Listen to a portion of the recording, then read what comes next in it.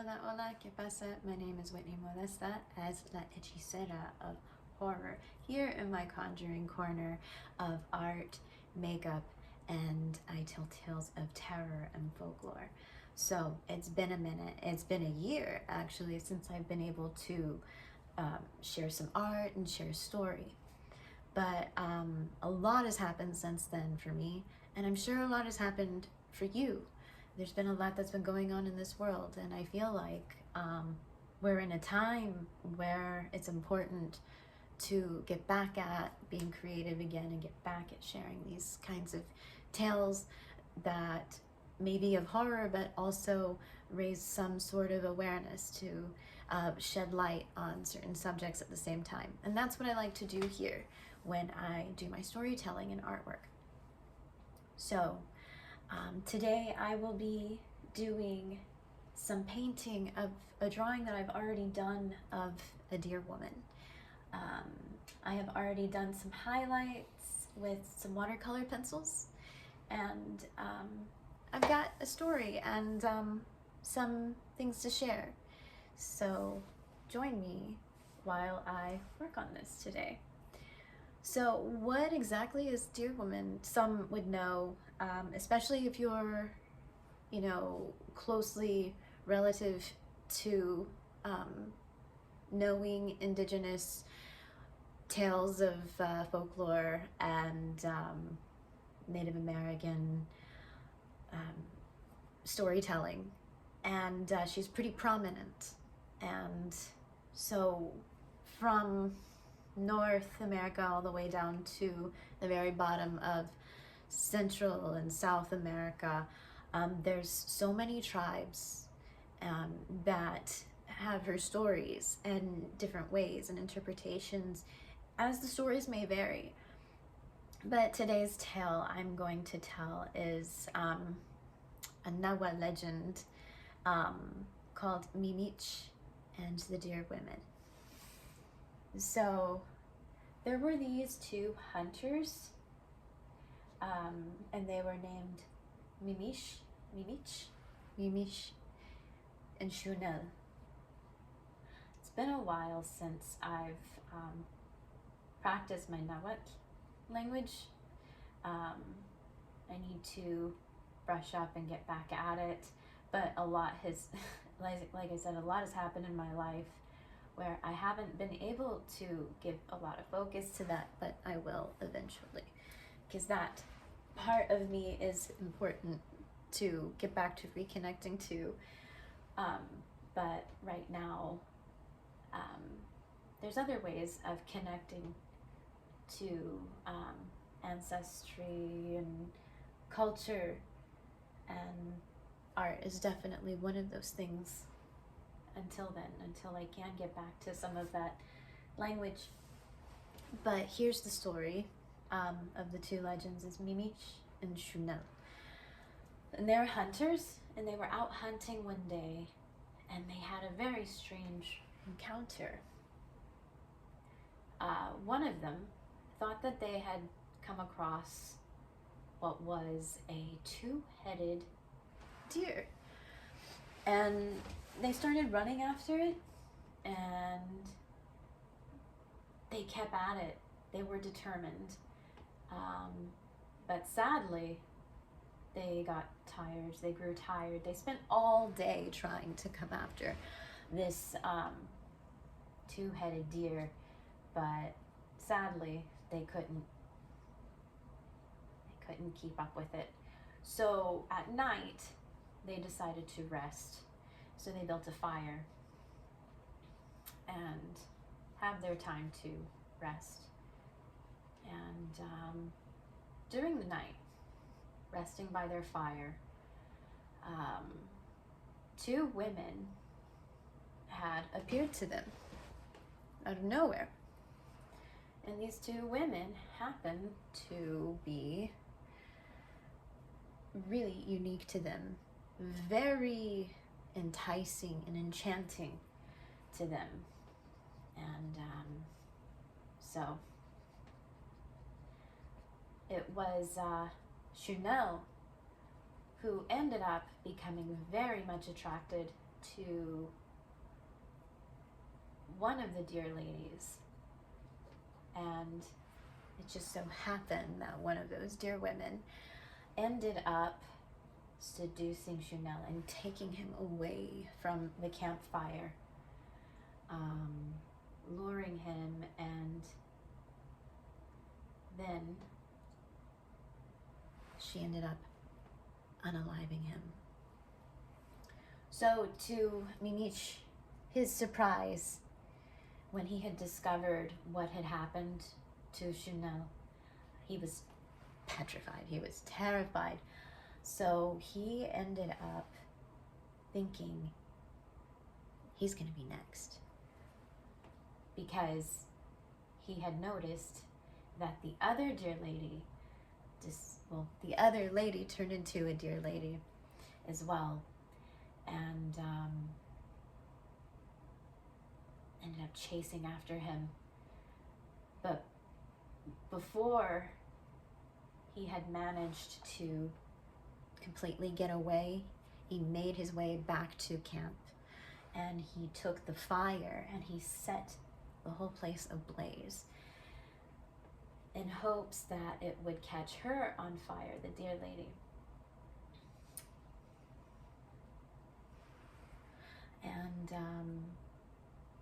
so Mimich took off, he ran, and as he ran, the one dear lady he recognized that was after him was actually the entity who is known as a Nawa deity named Itzpapalot.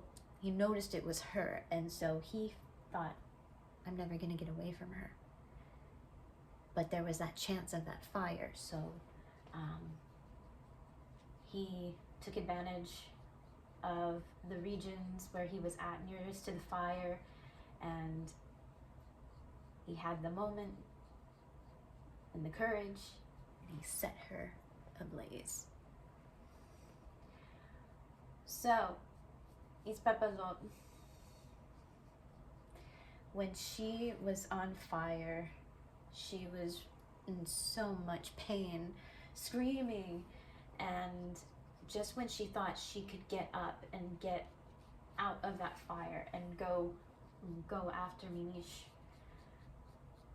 it was by divine intervention that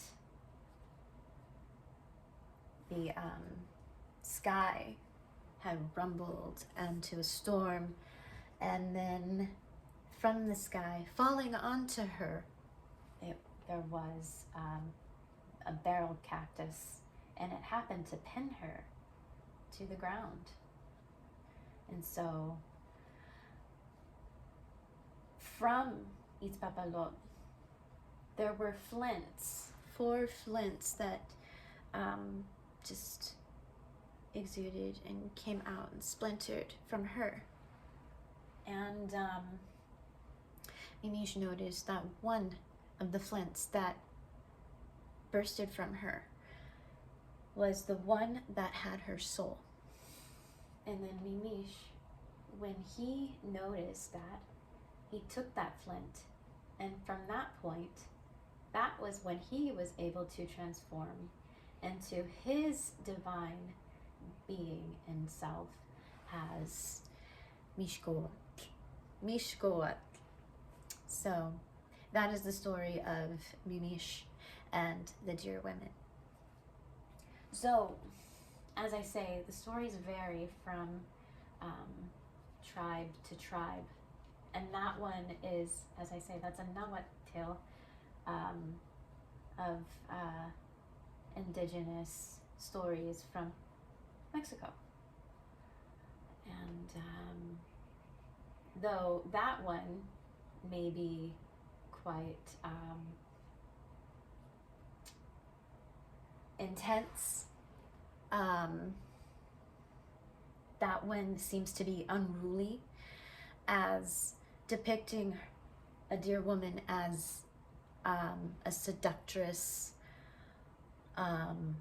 very much had a purpose, like she and the other dear woman in that story were very much determined just to go after these hunters just for the sake of going after them.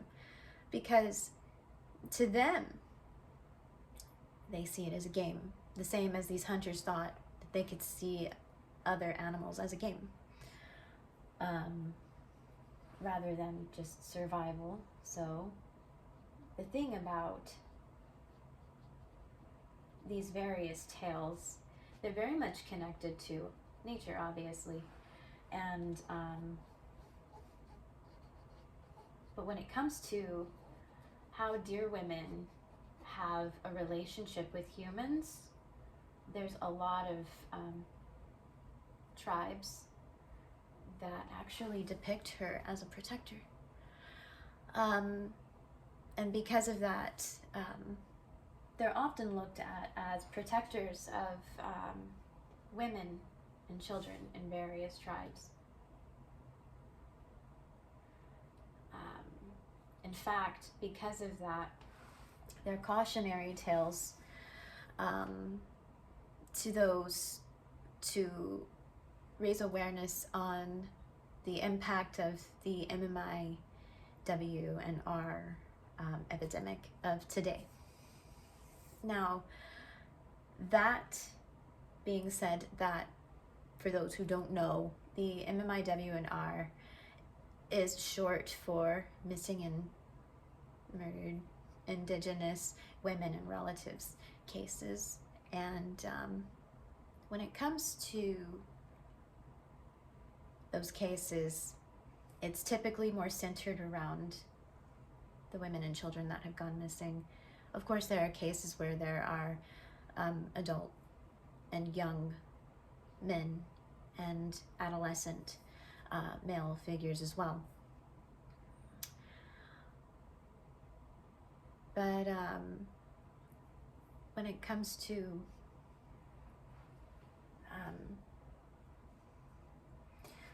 the dear woman, there have been tales about how people, men especially, she is a good or bad entity depending on who you are as a person, how you treat women, how you treat children, how you treat people in general. She is an entity who looks and observes that in people.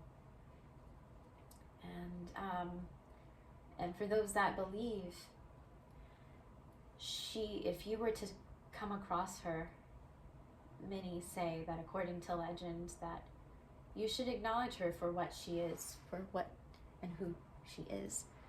Never to look at her in the eyes, but to acknowledge her for who she is and what she is. She would like for you to look at her hooves, to look at her feet. And some say that is the way to break her spirit to journey away from you. That is only if, again, depending on who you are. Are you good to people? Are you good to your relatives? Are you good to women and children and others? Because what she thinks of others says a lot about you as a person. And because she represents the protection of Indigenous peoples today, there's been a lot that has been going on that's quite alarming. We're coming up on a year today. Well, quite soon actually, as it's February while I'm talking about this. Last year in February, there was an Apache girl named Emily Pike, and she was 14 years old. I believe it was in Mesa, Arizona. She had gone missing, and at some point it was actually Valentine's Day of the day that her remains were found. And it was one of the most horrific cases of MMIW. Emily Pike's remains were found dismembered.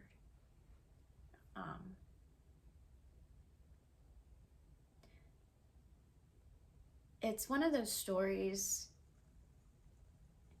that sticks with you. She wanted to be an artist. She didn't get to be that. Well, I'm sure in her own sense that she was able to do her art, but that was something that she was looking forward to doing in her future. And that was taken from her. There's increased vulnerability today to Indigenous peoples, more so now than ever, because of the things that are happening in the world and that's happening in the United States, especially right now, because of immigration reinforcements right now are hitting harder in Indigenous communities and American people in general, but there's been increased vulnerability.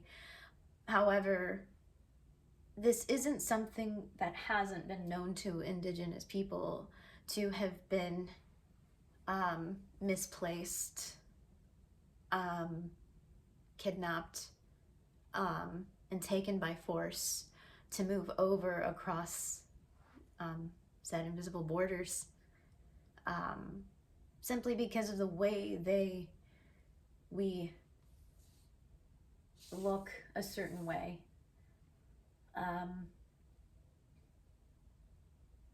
It's just the Tohono O'odham tribes, which among others, the Apache and others, are closer to that southern region, not just here in the United States, but closer to Mexico. And there's other tribes as well that has been between the borders. And because of that, there's been a lot of controversy as to how to carry one's identification and show and proving who you are. And there's been a lot of that, but also some people who have even disclosed that information have been still misplaced, mistreated. Like, for example, I'm sure a lot of people have been very much alarmed as to what's happened in Minneapolis, Minnesota. There were 4 Lakota men who were taken and mistreated, and they went missing for a while. I think it was one of the 3 that was actually released, but the reality of them, I believe some of them didn't have all their documentations sorted, so they're still detained. And there's just a lot of abuse in power today, and towards Indigenous peoples, towards communities at large. And Dear Woman, I felt, was an appropriate piece of art to convey with these awarenesses. And Dear Woman, she represents hope and justice, anger for some of those peoples, and hopes for justice.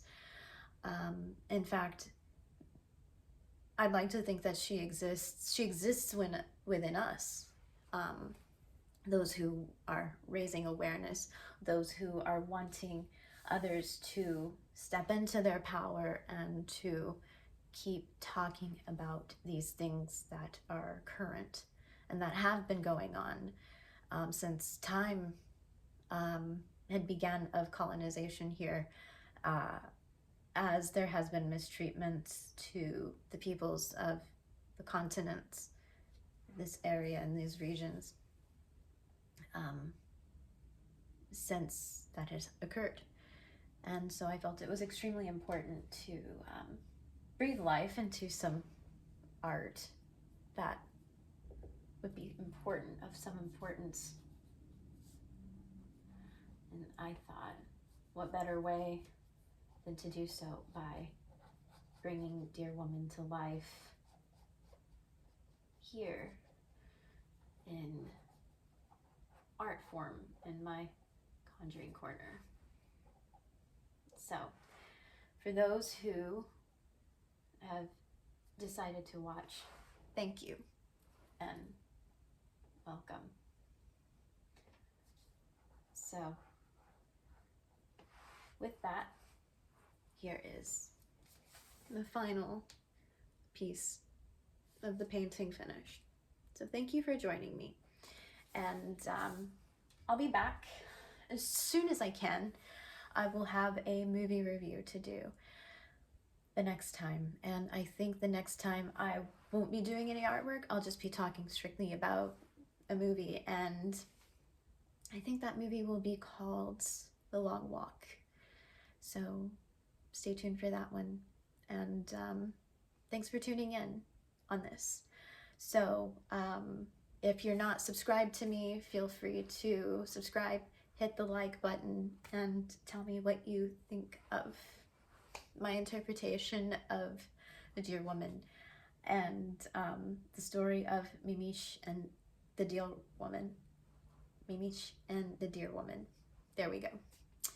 And that Nawa legend. And feel free to give me your thoughts. Let me know if there are any recommendations as well, because I am open to letting that be a thing for my storytelling and art, because everything that I like to do here, I like to give art and makeup and horror and folklore. Yeah, I like to give meaning to it, to tell a story versus what the reality is of things that could pertain to that story. But I'm also open to just going into means of other ways of expressing. However, with a lot of stuff going on in the world, I always like to shed light on some of the subjects of things that are current and things that have been ongoing. So thank you so much for those of you who have stuck around and have listened to my storytelling. So yeah, check my YouTube page. You may follow my link tree, and yeah, stay tuned. Take care.